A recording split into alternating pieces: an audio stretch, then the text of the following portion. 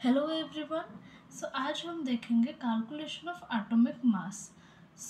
देखिए, जनरली हम atomic mass का मतलब क्या समझते हैं? Total number of proton and total number of neutron, उसको ही हम एटॉमिक मास कहते हैं। पर कुछ कुछ टर्म है जैसे कि relative atomic mass, actual atomic mass and gram atomic मास, उन सब को भी हमको समझना बहुत ज़रूरी है। तो चलिए देखते हैं। तो फर्स्ट पहले है actual atomic mass. Actual atomic mass को हमें क्या है उसे समझने से पहले हम एटॉमिक मास को जनरली जो समझते हैं वही लेंगे। क्या? Atomic mass equals to total mass of proton plus total mass of neutron. हम जनरली यही ही देखते हैं। तो आगे देखिए, टोटल मास ऑफ प्रोटॉन को हम ऐसे भी लिख सकते हैं, नंबर ऑफ प्रोटॉन, मतलब उसमें प्रोटॉन का नंबर क्या है multiply by mass of one proton. One proton के मास कितना है और कितने नंबर ऑफ प्रोटॉन है, इसको देखकर हम मास ऑफ वन प्रोटॉन निकाल सकते हैं। एंड उसी तरह total mass of neutron means number of neutron and mass of one neutron. तो number of proton and number of neutron को हम लगभग सेम कहते हैं। तो हम यहाँ number of proton and number of neutron को यहाँ लेकर आए हैं and mass of one proton and अगर number of proton and number of neutron का लगभग सेम है तो मास भी सेम होनी चाहिए। तो हम मास of one proton and mass of one neutron को सेम लेके यहाँ मास ऑफ वन प्रोटॉन को ले गए हैं। तो यहाँ क्या होगा, actual atomic mass means mass number. हम जानते हैं कि number of proton and number of neutron को ही हम एटॉमिक मास कहते हैं, तो वही है mass number. And mass of one proton हम जानते हैं, मास ऑफ वन प्रोटॉन कितना होता है 1.67 इंटू 10⁻⁻27 kg। तो वो kg में है, तो हमें यहाँ kg में नहीं लेना है, ग्राम में लेना है। एक्चुअल एटॉमिक मास ग्राम में होती है, तो इसलिए हम वो मास ऑफ प्रोटॉन के जो केजी में हम पढ़ते आए हैं उसको हम ग्राम में कन्वर्ट करके 1.6 इंटू 10⁻⁻24 ग्राम लिख चुके हैं। तो यहाँ हमारा मास, एक्चुअल एटॉमिक मास क्या हो गया, mass number means number of proton and number of neutron into 1.6 into 10⁻⁻24 ग्राम। तो यहाँ हम क्या देख चुके हैं कि एक्चुअल एटॉमिक मास कुछ नहीं, बस यही है कि हम टोटल मास ऑफ प्रोटॉन को हम मास नंबर के साथ जब मल्टीप्लाई करते हैं तो वो हमारा एक्चुअल एटॉमिक मास होता है। तो कुछ एग्जांपल देख लेते हैं, जैसे कि atomic mass of nitrogen. Atomic mass of nitrogen, nitrogen का मास नंबर कितना होता है 14 होता है। उसका एटॉमिक नंबर कितना है 7 है, 7 एंड एटॉमिक मास नंबर कितना है 14। तो 14 इंटू 1.6 इंटू 10⁻⁻24 ग्राम। एटॉमिक मास नंबर के कॉन्सेप्ट को अच्छे से समझने के लिए हमें atomic number and atomic mass लगभग 20 तक तो याद होनी ही चाहिए। You can check it out my description box for atomic mass and atomic number, तो वहाँ से आप याद कर सकते हैं। तो एटॉमिक मास ऑफ नाइट्रोजन क्या हो गया 14 इंटू 1.6 इंटू 10⁻⁻24 ग्राम। तो अगर ग्राम में है तो उसको एक्चुअल एटॉमिक मास हम कहते हैं। तो वैसे ही और एक एग्जांपल लेते हैं, actual atomic mass of oxygen का लेते हैं। तो ऑक्सीजन का एटॉमिक नंबर कितना है 8 एंड उसका मास नंबर कितना होगा 16। 16 इंटू 1.6 इंटू -24 ग्राम। ऐसे करके आप और भी एटम्स के निकाल सकते हैं एक्चुअल एटॉमिक मास। तो नेक्स्ट हम मूव करते हैं रिलेटिव एटॉमिक मास। तो रिलेटिव एटॉमिक मास क्या होता है कि हम सिंपली जो मास नंबर कहते हैं लगभग उसको ही रिलेटिव एटॉमिक मास कहते हैं। हम उसको क्या में रिप्रेजेंट करते हैं एएमयू में। एएमयू का मतलब क्या होता है atomic mass unit. Relative atomic मास को जनरली हम एएमयू में रिप्रेजेंट करते हैं। तो चलिए देखते हैं वो क्या होता है। तो एक्चुअल एटॉमिक मास हम अभी अभी देख के आए हुए हैं कि उसको हम कैसे निकालते हैं, मास नंबर इंटू 1.6 इंटू 10⁻⁻24 ग्राम। अगर हम जैसे एग्जांपल लिए हुए थे कि नाइट्रोजन और ऑक्सीजन का कैसे हम एक्चुअल एटॉमिक मास निकाले थे, वैसे ही एटॉमिक मास हम ऑफ कार्बन के अगर हम देखेंगे, so actual atomic mass of carbon कितना होगा, 12 मल्टीप्लाई बाय 1.6 मल्टीप्लाई 10⁻⁻24 ग्राम। सो अगर हम माइनस 1.6 इंटू 10⁻⁻24 को यहाँ लेके आएंगे तो यहाँ कितना हो जाएगा, atomic mass of carbon bye 12। इसको ही हम 1 AMU को रिप्रेजेंट करते हैं। 1 AMU मीन्स और कुछ भी नहीं, जस्ट 1.6 इंटू 10⁻⁻24 ग्राम को ही 1 AMU कहते हैं। मीन्स यहाँ हमने क्या देखा कि एक्चुअल एटॉमिक मास में हम मास नंबर में 1.6 इंटू 10⁻⁻24 ग्राम मल्टीप्लाई करते थे, क्योंकि वो मास ऑफ 1 प्रोटॉन है।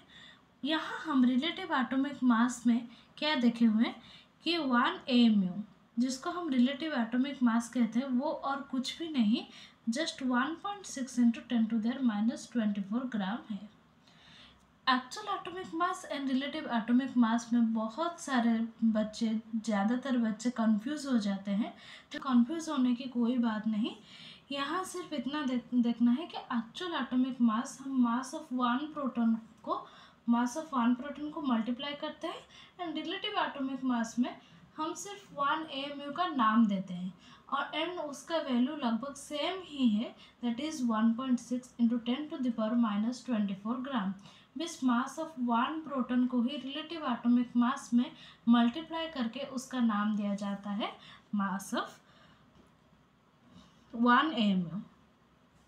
तो 1 AMU का अभी वैल्यू कितना हुआ, 1.6 इंटू 10⁻⁻24 ग्राम।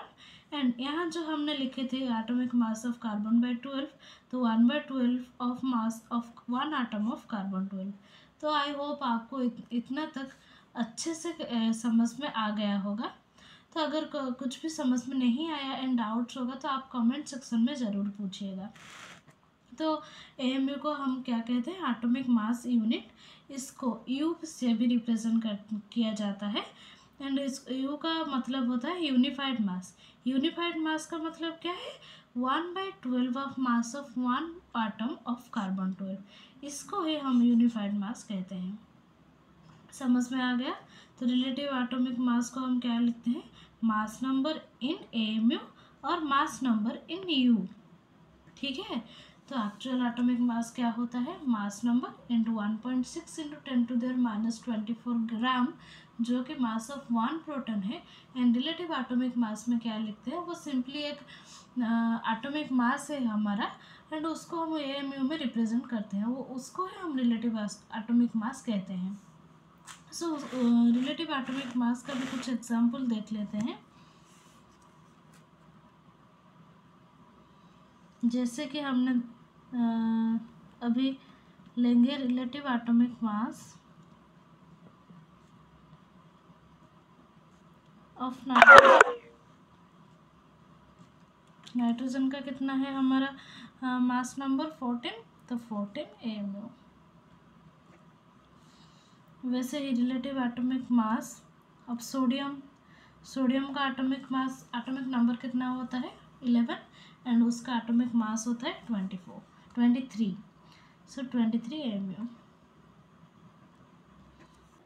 तो 1 AMU का मतलब होता है 1.6 into 10⁻⁻24 gram, and mass number को हम जब मास ऑफ 1 प्रोटॉन के साथ मल्टीप्लाई करते हैं तो उसको हम एक्चुअल एटॉमिक मास कहते हैं, एंड 1.6 इंटू 10⁻24 ग्राम यानी कि मास ऑफ 1 प्रोटॉन, उसको ही 1 AMU का नाम दिया जाता है। तो यहाँ पर एक नोट है, देख लीजिए, एक इम्पोर्टेंट नोट है, दैट इज़ 1/Na। Na को हम क्या कहते हैं, एवोगाड्रो नंबर। उसका वैल्यू कितना होता है, 6.023 इंटू 10⁻23। इसको हम Na और एवोगाड्रो नंबर कहते हैं। उसको अगर 1/Na करते हैं तो हमारा वैल्यू कितना होता है, वही 1.6 इंटू 10⁻24 ग्राम है। तो हम अब आगे चलते हैं, दैट इज़ ग्राम एटॉमिक मास। तो हमारा अभी एक्चुअल एटॉमिक मास हो गया, रिलेटिव एटॉमिक मास हो गया, तो अभी है ग्राम एटॉमिक मास। ग्राम एटॉमिक मास क्या होता है, mass of 1 mole of atom any element in gram. मतलब क्या है कि एनी एलिमेंट का 1 मोल एटम का मास इन ग्राम, उसको ग्राम एटॉमिक मास कहते हैं। 1 मोल ऑफ एटम के मास को ग्राम में अगर हम लिखते हैं तो उसको ग्राम एटॉमिक मास कहा जाता है। तो mass of 1 mole of atom को हम कैसे लिखते हैं, mass of 1 atom into Na। अगर हम मोल कॉन्सेप्ट को याद करें तो 1 मोल का वैल्यू कितने के समान होता है, 6.023 इंटू 10⁻23 मीन्स एवोगाड्रो नंबर के समान होता था। तो मास ऑफ 1 मोल एटम में 6.023 इंटू 10⁻23 नंबर ऑफ एटम है, तो उसका number into mass of 1 atom means उस एटम का 1 एटम के mass and Na number atom के मास। तो उसको जब हम मल्टीप्लाई करेंगे तो mass of 1 mole of atom आ जाएगा। तो ग्राम एटॉमिक मास कैसे हम निकालते हैं, mass of 1 mole of atom. तो mass of 1 mole of atom को हम अभी अभी क्या लिखे हैं, mass number into 1.6 into 10⁻24 gram into Na। So mass of 1 atom क्या होता है, हमने अभी अभी पढ़ के आए हुए हैं कि मास नंबर इंटू 1.6 इंटू 10⁻24 ग्राम होता है। तो इसको उसमें जब हम एवोगाड्रो नंबर का मल्टीप्लाई करते हैं तो हमारा mass of 1 mole of atom आ जाता है। तो ग्राम एटॉमिक मास क्या होता है, mass of 1 mole of atom. तो mass of 1 mole of atom हमने यहाँ निकाले हुए हैं।